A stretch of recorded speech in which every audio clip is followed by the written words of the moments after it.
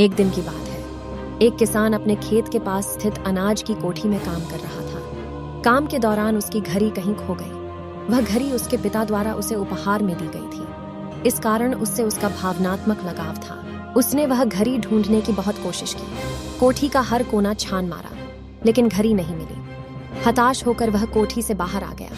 वहां उसने देखा कि कुछ बच्चे खेल रहे हैं। उसने बच्चों को पास बुलाकर उन्हें अपने पिता की घड़ी खोजने का काम सौंपा।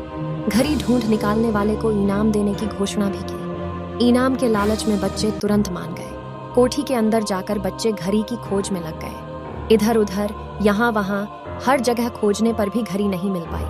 बच्चे थक गए और उन्होंने हार मान ली। किसान ने अब घड़ी मिलने की आस खो दी। बच्चों के जाने के बाद वह कोठी में उदास बैठा था। तभी एक बच्चा वापस आया और किसान से बोला कि वह एक बार फिर से घड़ी ढूंढने की कोशिश करना चाहता था। किसान ने हामी भरी।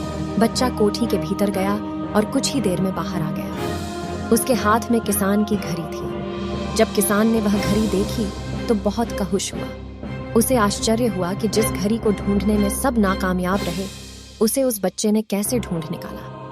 पूछने पर बच्चे ने बताया कि कोठी के भीतर जाकर वह चुपचाप एक जगह खड़ेढ़ा हो गया और सुनने लगा। शांति में उसे घड़ी की टिक टिक की आवाज सुनाई पड़ी और उस आवाज की दिशा में खोजने पर उसे वह घड़ी मिल गई। किसान ने बच्चे को शाबाशी दी और इनाम देकर विदा किया। सीख: शांति हमारे मन और मस्तिष्क को एकाग्र करती है और यह एकाग्र मन स्थिति जीवन की दिशा निर्धारित करने में सहायक है। इसलिए दिन भर में कुछ समय हमें अवश्य निकलना चाहिए जब हम शांति से बैठकर मनन कर सकें। अन्यथा शोर गुल भरी इस दुनिया में हम उलझ कर रह जाएंगे।